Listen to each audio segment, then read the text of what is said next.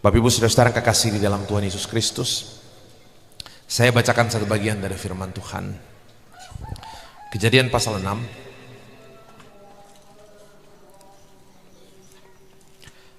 Kejadian pasal 6, saya baca mulai ayat yang kelima sampai ayatnya yang ke-18 terkait dengan tema Allah hadir untuk menyelamatkan keluarga. Itu tema Natal bersama sepanjang tahun ini dari PGI dan Konferensi Wali Gereja. Saya baca dari Kejadian pasal 6, saya baca ayat 5 sampai ayatnya yang ke-18.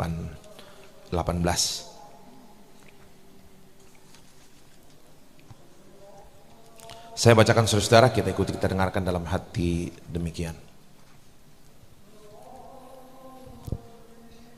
Kejadian 6 ayat 5, ketika dilihat Tuhan bahwa kejahatan manusia besar di bumi dan bahwa segala kecenderungan hatinya selalu membuahkan kejahatan semata-mata, maka menyesallah Tuhan bahwa ia telah menjadikan manusia di bumi dan hal itu memilukan hatinya. Berfirmanlah Tuhan, aku akan menghapuskan manusia yang telah kuciptakan itu dari muka bumi, baik manusia maupun hewan dan binatang-binatang melata dan burung-burung di udara, sebab aku menyesal bahwa aku telah menjadikan mereka. Tetapi Nuh mendapat kasih karunia di mata Tuhan. Riwayat Nuh. Jadi ayat 8 itu penting sekali. Sebelum cerita tentang Nuh dimulai, Nuh mendapat kasih karunia di mata Tuhan. Riwayat Nuh. Inilah riwayat Nuh. Nuh adalah seorang yang benar dan tidak bercela di antara orang-orang sezamannya. Dan Nuh itu hidup bergaul dengan Allah. Nuh memperanakan 3 orang laki-laki, Sem, Ham, dan Yafet. Adapun bumi itu telah rusak di hadapan Allah dan penuh dengan kekerasan. Allah menilik bumi itu dan sungguhlah rusak benar, sebab semua manusia menjalankan hidup yang rusak di bumi.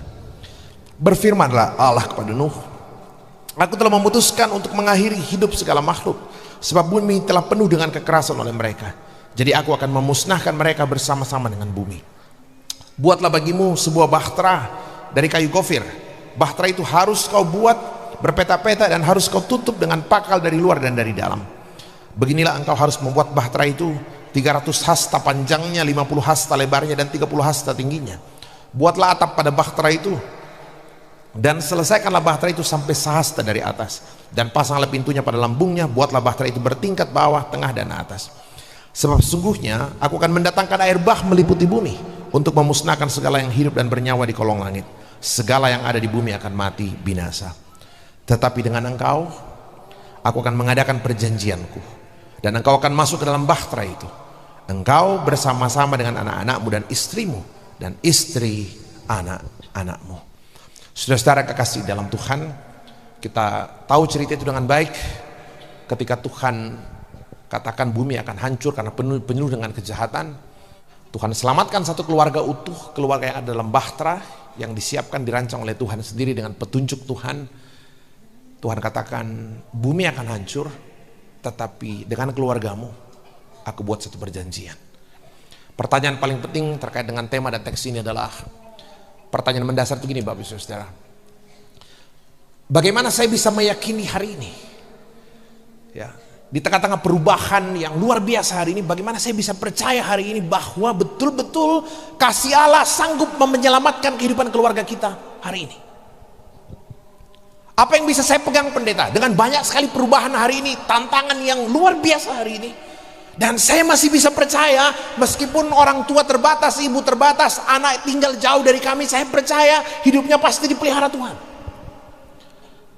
Bagaimana saya bisa percaya hari ini, pendeta, bahwa rumah tangga kami bisa terus terpelihara ketika hari ini kita tahu godaannya besar sekali, tantangannya besar. Badai itu mulai masuk, air mulai masuk ke dalam perahu rumah tangga kita, dan kita rasakan ini hampir tenggelam. Lalu sekarang Tuhan katakan Allah hadir menyelamatkan keluarga. Pertanyaan paling penting, pendeta, Pak Pendeta, seberapa jauh saya percaya Tuhan betul-betul sanggup menyelamatkan kehidupan keluarga kita hari ini? Itu pertanyaan paling mendasar, saudara-saudara. Ini ketika tema ini dibahas di PGI, ada yang tanya, ada yang komentar, kenapa harus tema ini jadi tema nasional? Allah hadir menyelamatkan keluarga. Kalau Allah hadir menyelamatkan keluarga, apa efeknya untuk kepentingan nasional? Apa hubungannya dengan bencana yang terjadi di Aceh, di Sumatera, dan di Padang gitu loh? Kalau Allah hadir menyelamatkan keluarga, mungkin cocoknya jadi tema jemaat saja, tema gereja saja, nggak perlu jadi tema nasional. Kenapa nggak angkat soal yang lain? Itu pertanyaan yang muncul. Tapi kemudian kita bilang, oh tidak. Kalau kita baca Alkitab seperti dalam cerita Nuh, tapi coba lihat apa yang terjadi.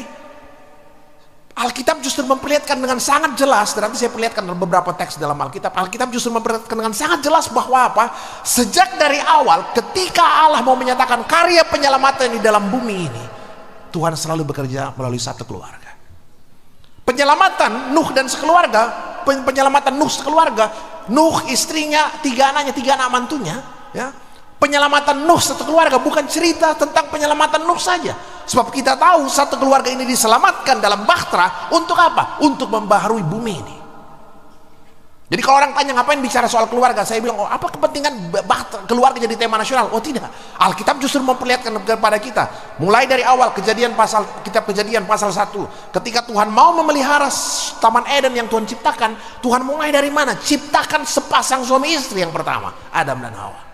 Dan banyak sekali cerita yang lain dalam Alkitab, Bapak Ibu Saudara.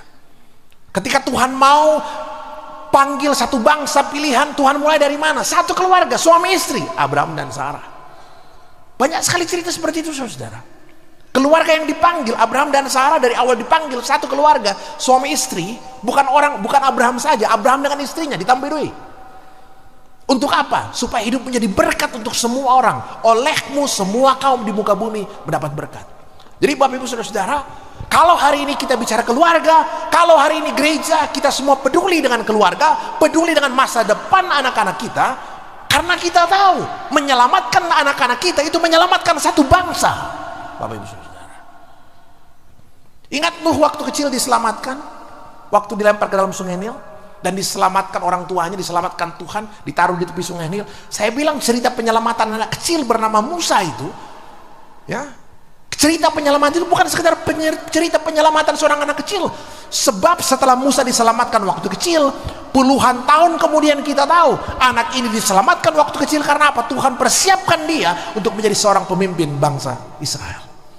Jadi saya bilang hari ini Bapak Ibu Saudara, kalau kita bicara keluarga, kita peduli dengan generasi muda kita, kita peduli dengan anak cucu kita, kita mau melawan semua hal yang bisa merusak masa depan anak cucu kita.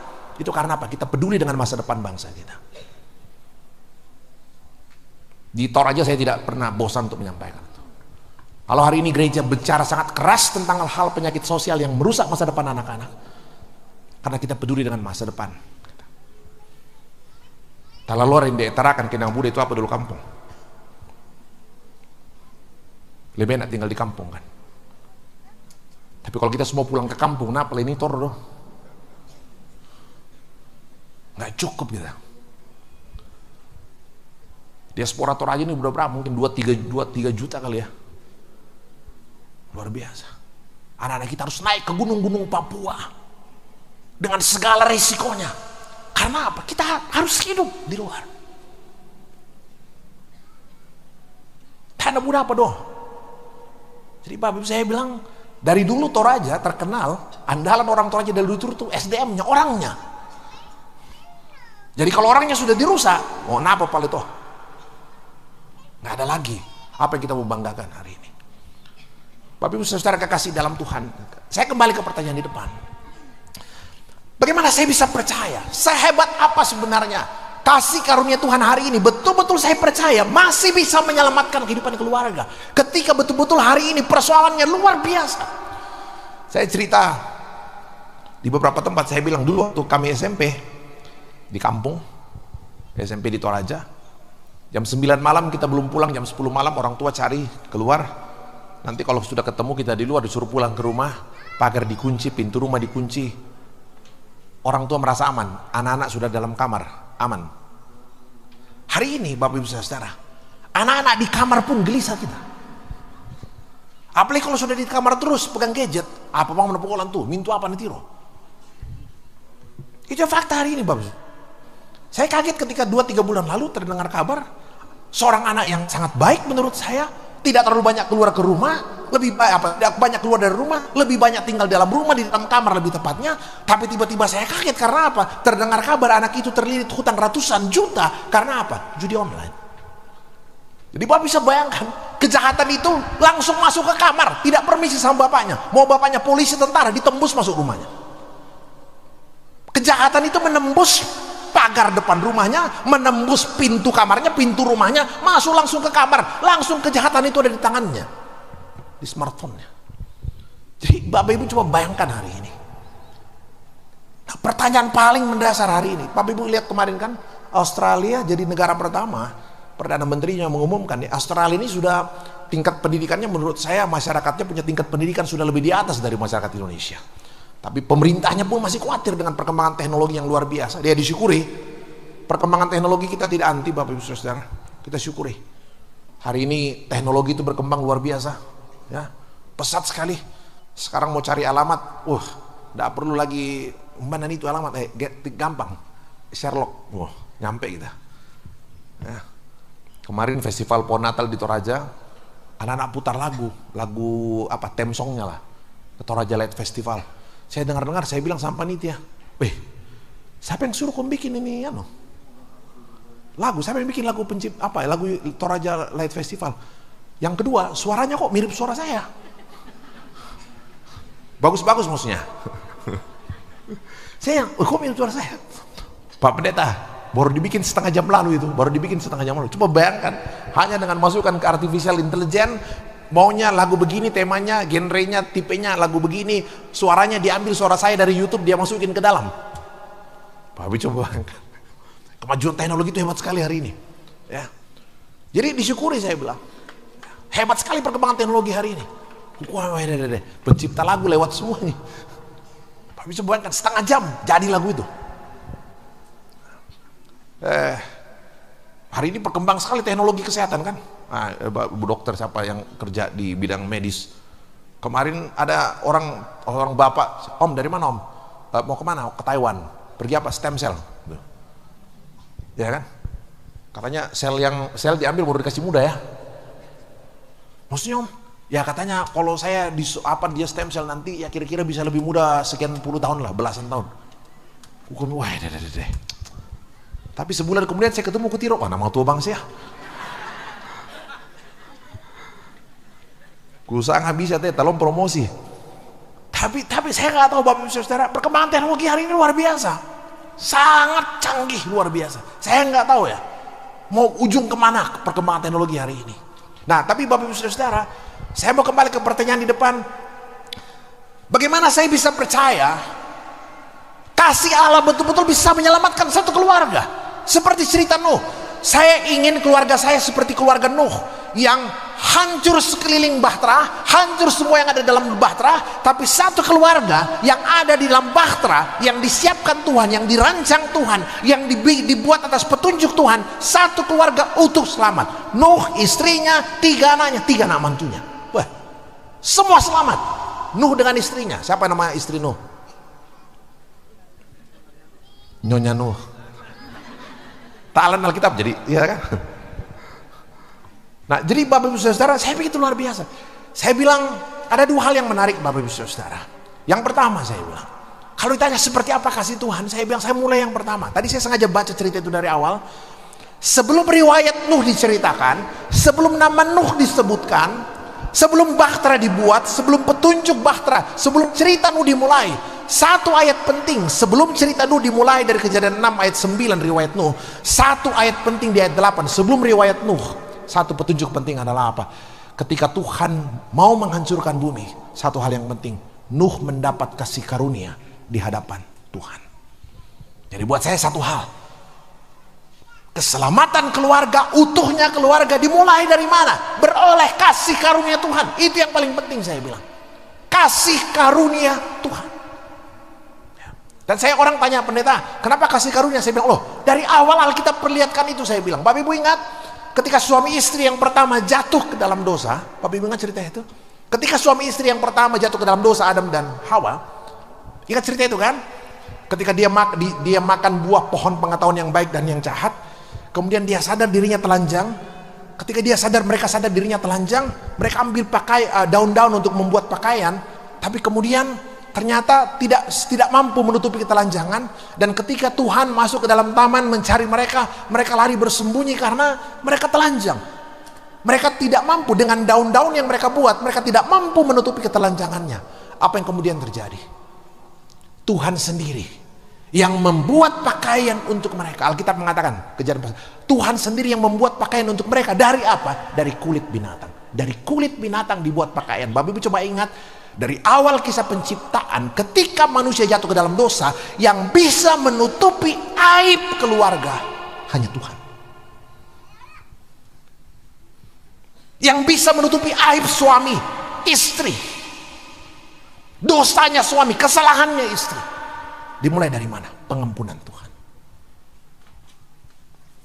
Tidak ada yang lain yang bisa tutupi. Pengampunan Kristus. Dari awal dibuat pakaian dari kulit binatang, artinya binatang disembelih. Jadi kalau Bapak Ibu ingat, dari awal Alkitab perlihatkan bahwa apa? Pengorbanan itu ada, kasih karunia Tuhan. Jadi saya bilang satu keluarga bisa utuh kalau apa? Di dalamnya ada kasih karunia Tuhan yang mau apa? Yang mau mengampuni dan memulihkan. Mulai dari situ keluarga bisa pulih. Jadi kenapa harus kasih karunia? Mulai dari situ. Saya pimpin satu kali waktu masih di Jakarta, di Bekasi. Ada seorang kawan ulang tahun pernikahan ke-14. 14.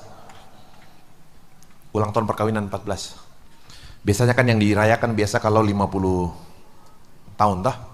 Kalau 50 tahun apa tuh? Mas. Atau kalau nggak 50, 25. 25 apa itu? Perak ya, kira-kira dia mau anak nanti, mungkin sudah ada anaknya menikah atau mungkin sudah ada cucunya. 25 tahun lah. Kawan ini 14. Bikin meriah di hotel berbintang, panggil artis.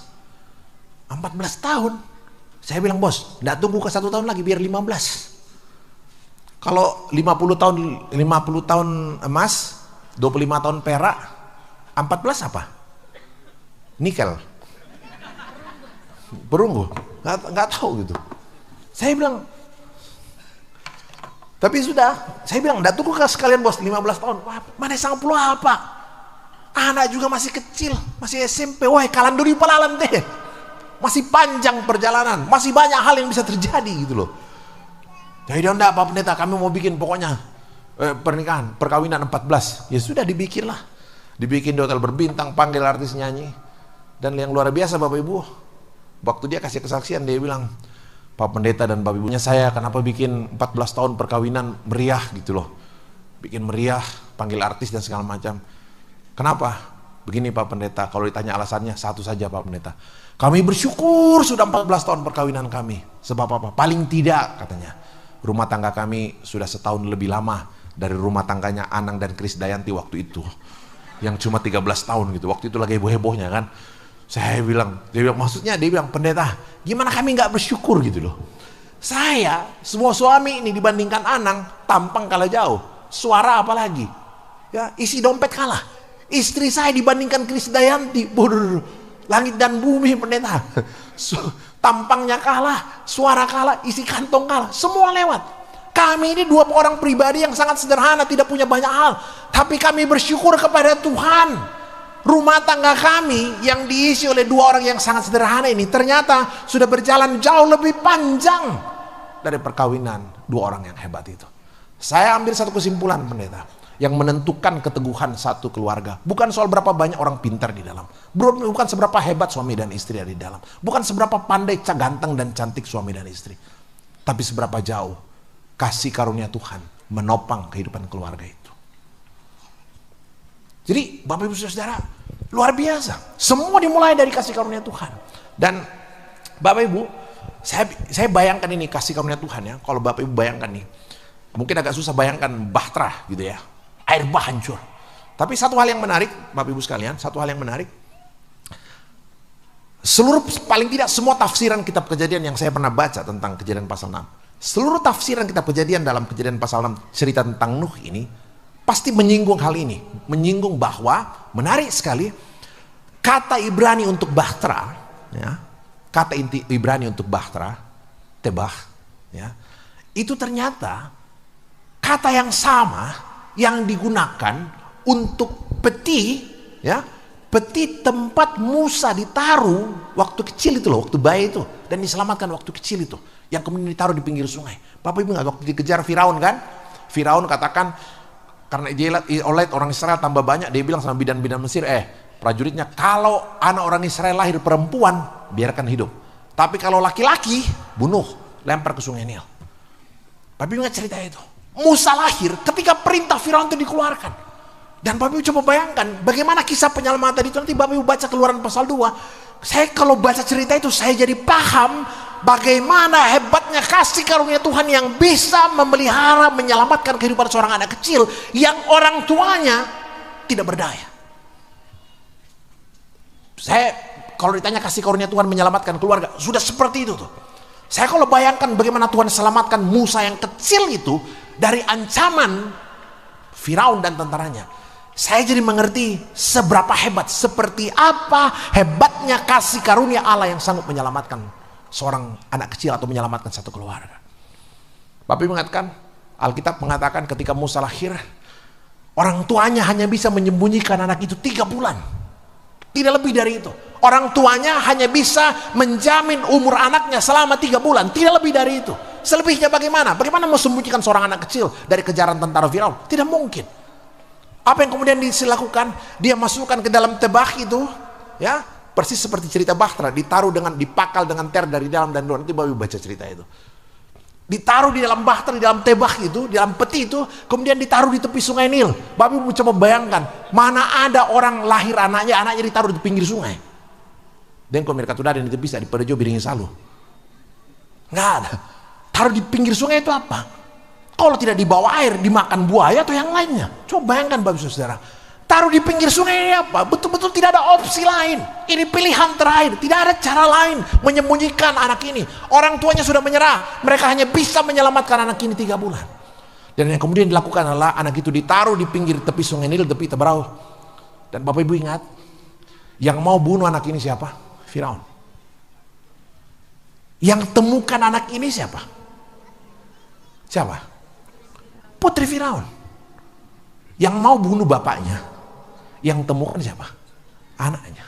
Harusnya kalau anaknya temukan, lapis rokusa lu deh. Wah. Tapi di situ saya paham yang namanya kasih karunia Tuhan ya. Berapa lama bisa disembunyikan di pinggir sungai? Betul, tidak mungkin lama. Kitab Keluaran pasal 2 mengatakan tidak lama kemudian putri Firaun yang turun mandi ke sungai menemukan anak itu. Tapi yang luar biasa, begitu putri Firaun melihat anak itu, yang muncul di hatinya apa? Bukan amarah, bukan benci. Yang muncul di hatinya adalah apa? Belas kasihan. Dia bilang pasti anak ini anak orang Ibrani.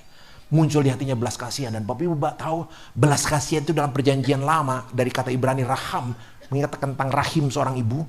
Itu adalah apa? Salah satu karakter Allah. Bayangkan itu. Saya bilang coba bayangkan seperti itu tuh. Tuhan kalau ditanya seperti apa kasih Tuhan menyelamatkan satu keluarga, lihat saya cerita itu. Tuhan sanggup menyelamatkan dan membangun masa depan kehidupan seorang anak kecil yang bahkan kedua orang tuanya sudah tidak bisa buat apa-apa.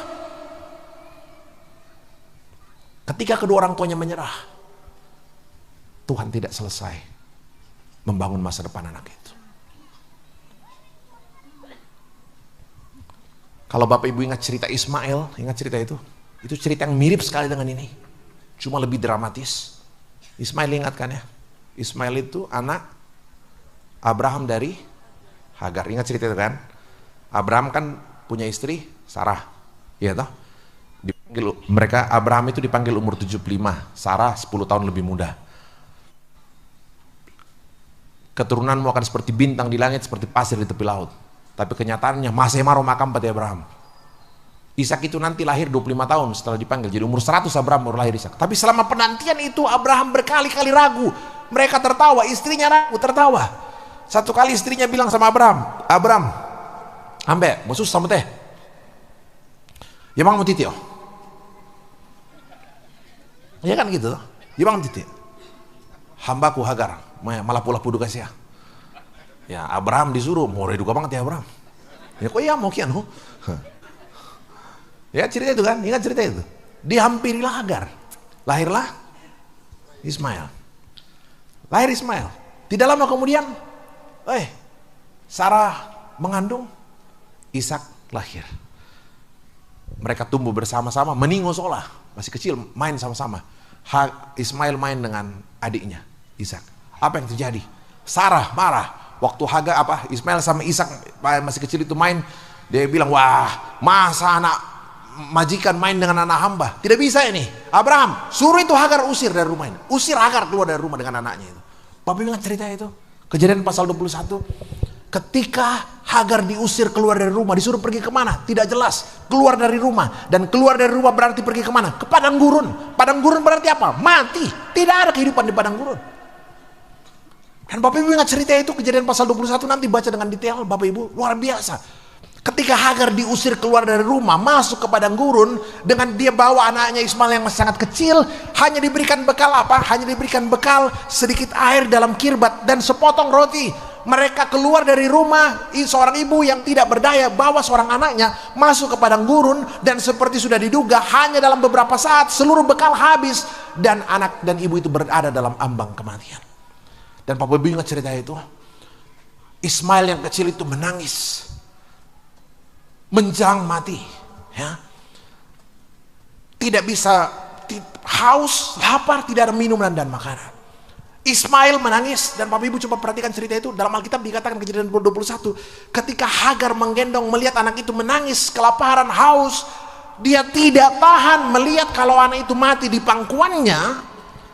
Dia lemparkan bayi itu, dia lemparkan anaknya itu Ismail ke dalam semak-semak, karena dia tidak tahan melihat kalau sampai anaknya Ismail itu mati di tangannya. Dan Bapak Ibu lihat, ketika dia lemparkan anaknya Ismail itu ke dalam semak-semak, anak itu menangis karena lapar dan haus, dan luar biasa Bapak Ibu Saudara.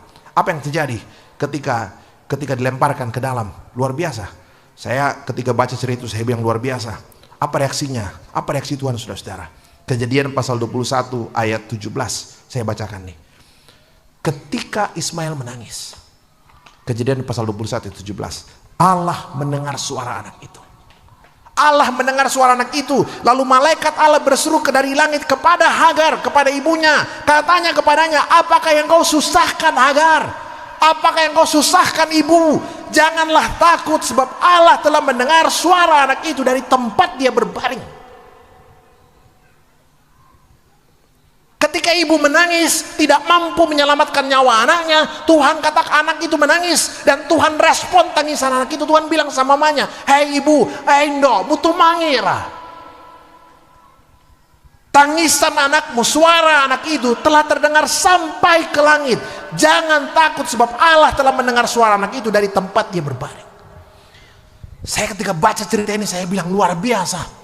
Bahkan ketika ayahnya sudah tidak ada, ayahnya usir dia dari rumah, tinggal seorang ibu saja, ibu seorang diri yang tidak mampu lagi mengatur masa depan anaknya.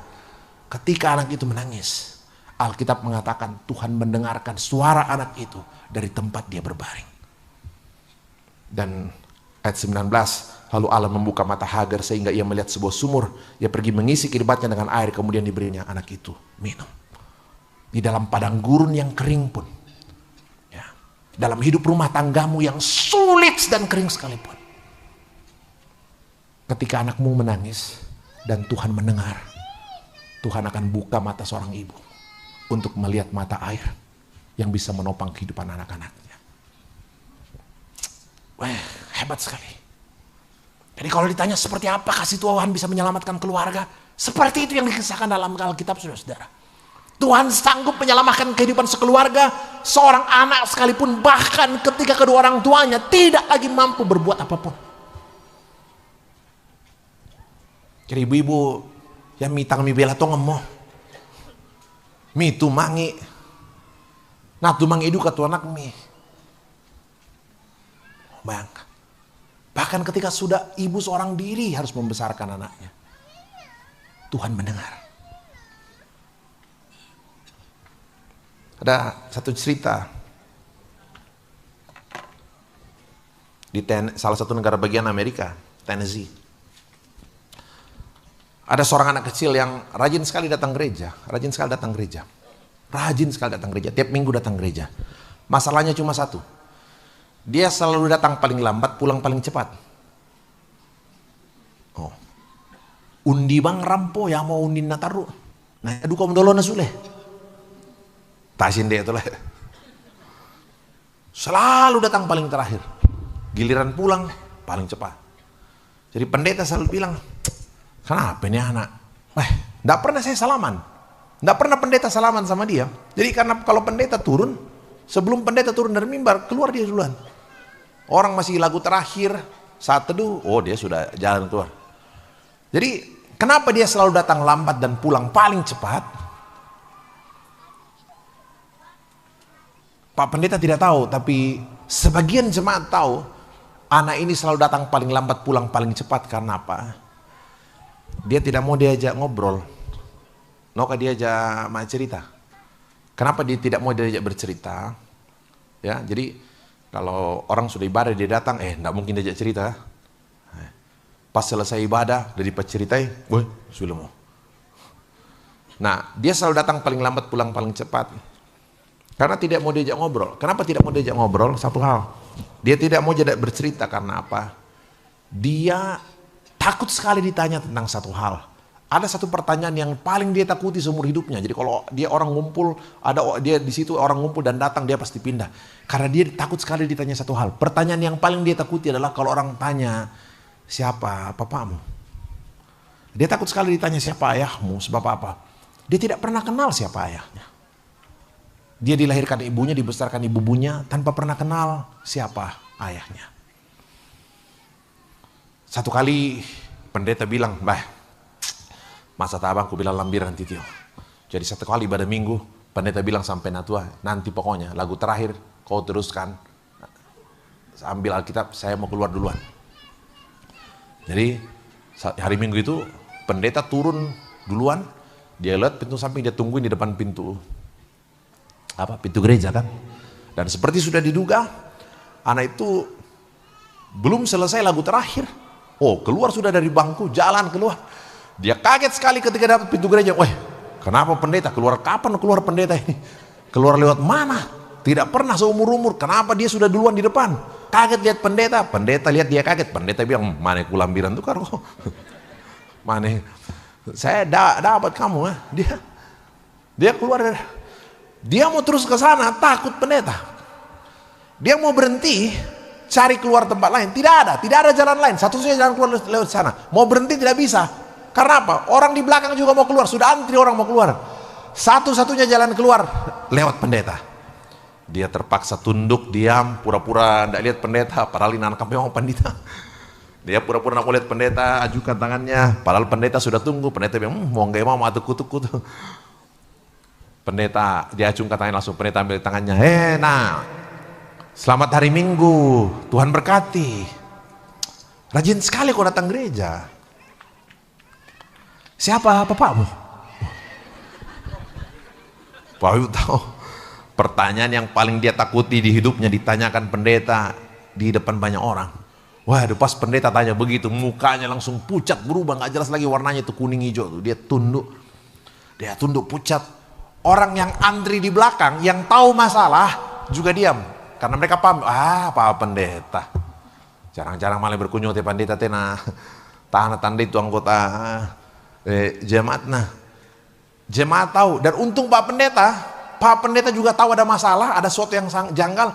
Untung Pak Pendeta cepat sadar, untung Pak Pendeta hafal banyak ayat Alkitab. Langsung Pak Pendeta bilang, ya, saya tahu, kutandai. Saya tahu kau anak siapa. Engkau adalah anak dari Allah yang maha tinggi. Rupanya Pak Pendeta ingat Mazmur 68 ayat 6. Firman Tuhan bilang apa? Allah di tempat kudusnya itu adalah Bapa bagi setiap anak yang tak punya ayah.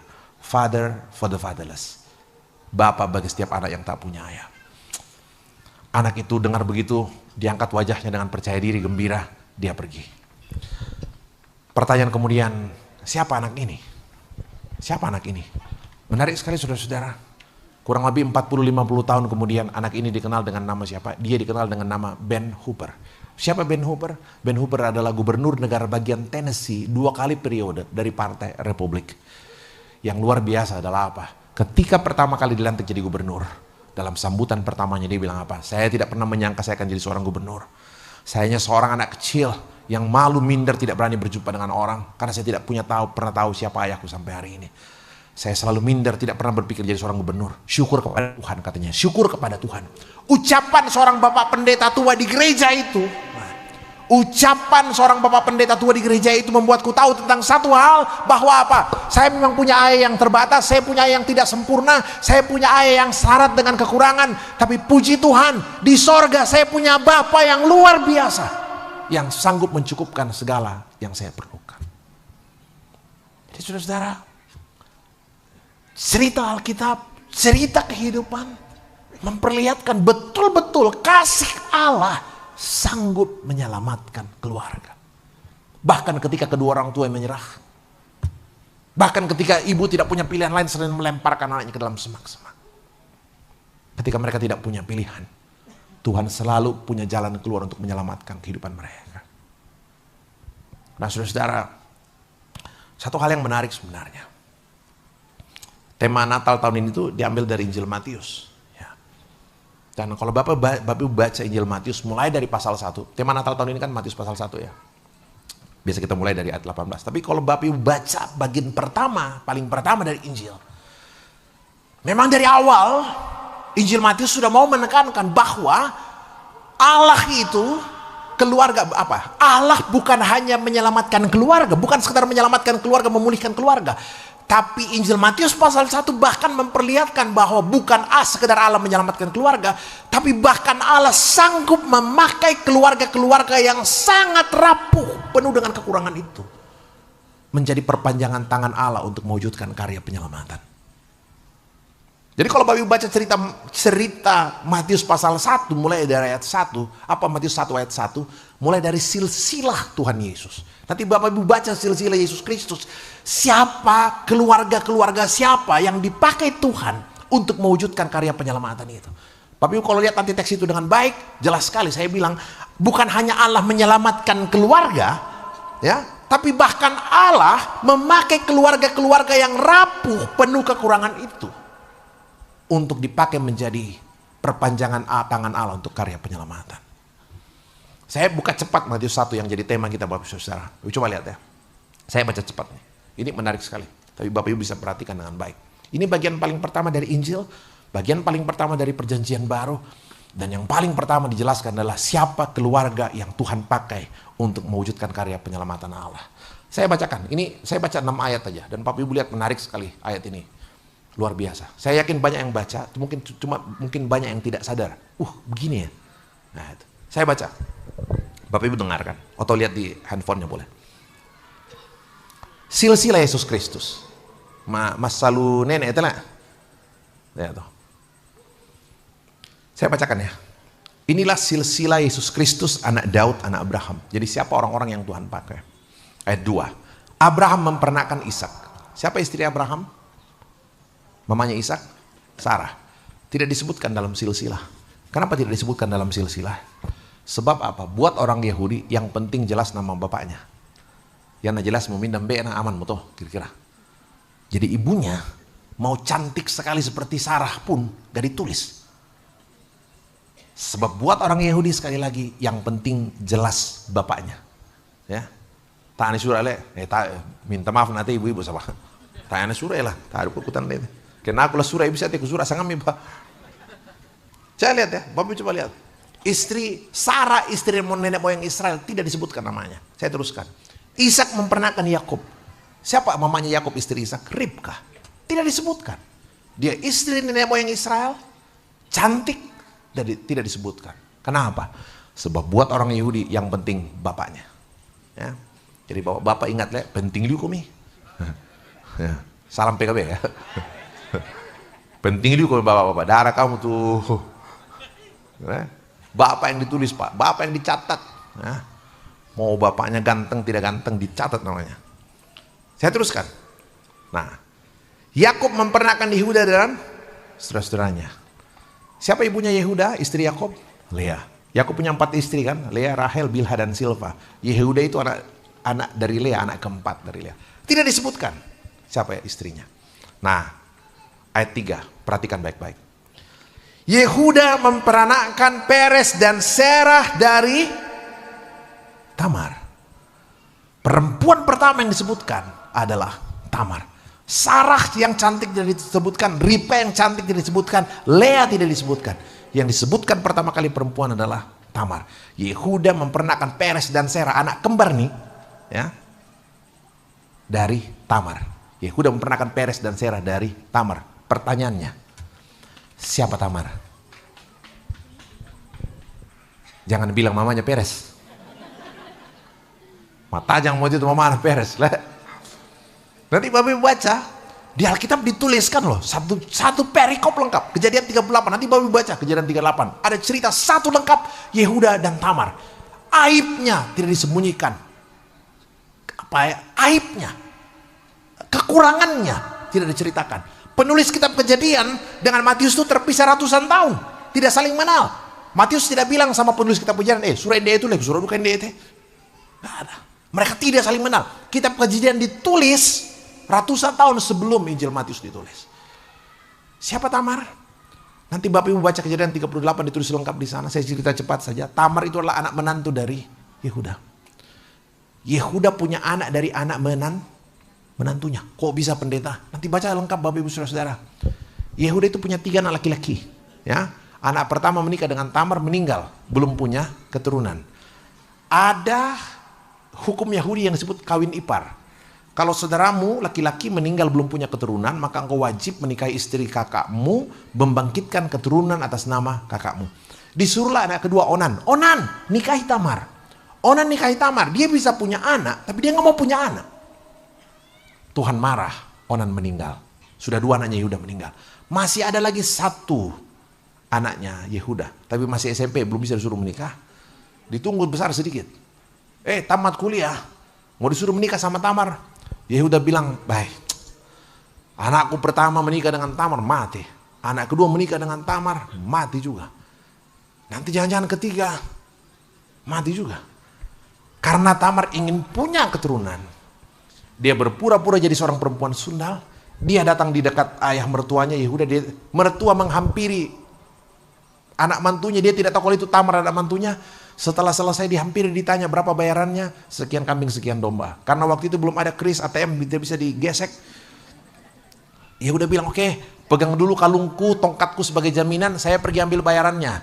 Yehuda pergi ambil bayarannya, dia mau kembali bayar, apa yang terjadi? Tamar sudah pergi, tidak jadi dibayar. Beberapa bulan kemudian kampung gempar. Orang panggil Yehuda, Yehuda, kenapa? Masa itu anak mantumu? Wah, tidak ada suaminya, kok bisa hamil? Yehuda bilang apa? Ya memang tuh tembe meh. Tamar.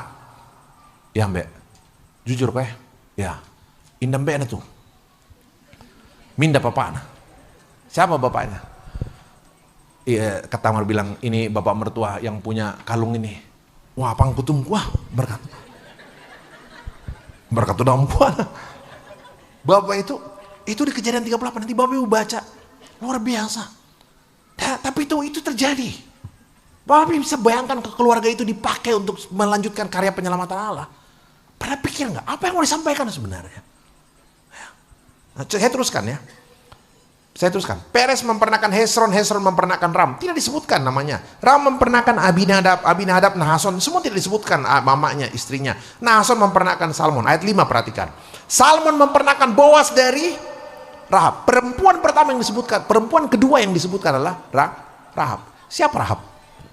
Pelacur di kota Yeriko yang menyembunyikan 2 pengintai. Ingat cerita itu. Tapi coba bayangkan ya, Tamar disebutkan, Rahab disebutkan. Teruskan lagi. Boas memperanakan Obed dari Rut. Perempuan ketiga yang disebutkan siapa? Rut. Dia perempuan baik-baik, tapi dia perempuan Moab, dianggap kafir, najis seumur hidupnya. Saya teruskan lagi dikit. Obed memperanakan Isai. Isai memperanakan Raja Daud. Siapa ibunya Daud? Tidak ditulis dalam silsilah. Nah ini menarik nih. Daud memperanakan Salomo dari, apa ditulis situ? Istri Uria. Daud memperanakan Salomo dari istri Uria leh. Siapa namanya istri Uria? Betsheba, ya. Ya, dari Betsheba. Daud itu punya banyak istri ya, Ratu Hagit, Abigail, tapi pengganti Daud justru datang dari Betsheba, istri Uria. Dan Bapak coba perhatikan cara penulisannya. Daud memperanakan Salomo, lalu komamen atau Daud memperanakan Salomo dari Betsheba. Tak sian budak bang heran tahu. Tapi itu sudah lantai Daud memperanakan Salomo dari istri orang. Yang nabah saya ampun tadi aku berkenan aku tuh nanti nenekku teh. Tapi Bapak Ibu, pertanyaannya, untuk apa Injil menulis seperti itu sebenarnya? Bapak Ibu coba perhatikan ya. Orang Yahudi itu tidak perlu tulis silsilah ibu. Tapi dengan sengaja Injil Matius menuliskan 4 nama perempuan yang 4 tempatnya punya satu kesamaan. Yaitu apa? 4-4-nya punya masa lalu yang kelam dan buruk. Apa yang Tuhan mau ajarkan? Ketika 4 perempuan itu dicantumkan sebagai keluarga, silsilah yang Tuhan pakai, keluarga yang Tuhan pakai untuk melanjutkan karya penyelamatan. Tuhan mau ajarkan satu hal. Seburuk apapun masa lalu kita, sekelam apapun masa lalu kita, kasih karunia Tuhan bisa buat hari depanmu terang benderang luar biasa. Itu kasih karunia Allah, saudara. Sehebat itu, seluar biasa itu. Kasih Tuhan sanggup menyelamatkan. Hari ini kita bersyukur, ya, Tuhan pertemukan kita memasuki kehidupan di tahun yang baru. Bapak Ibu, tantangan keluarga ini luar biasa berat, berat sekali. Pengaruh media sosial luar biasa hari ini. Ya. Tapi hari ini firman Tuhan ingatkan, Allah hadir menyelamatkan keluarga. Dan kasih Allah itu ya dan amin. Dia sanggup membalut lukamu, memulihkan rumah tanggamu. Ya. Memenuhi harapan-harapan yang belum terjawab untuk anak-anakmu dalam keluarga. Kita jalani kehidupan di tahun yang baru ini dengan penuh pengharapan, penuh kepastian. Allah hadir dalam keluarga. Dia sanggup menyelamatkan keluarga kita utuh. Pastikan saja satu hal, keluarga kita ada dalam bahtera yang dijaga Tuhan. Keluarga kita ada dalam bahtera yang dipimpin Tuhan.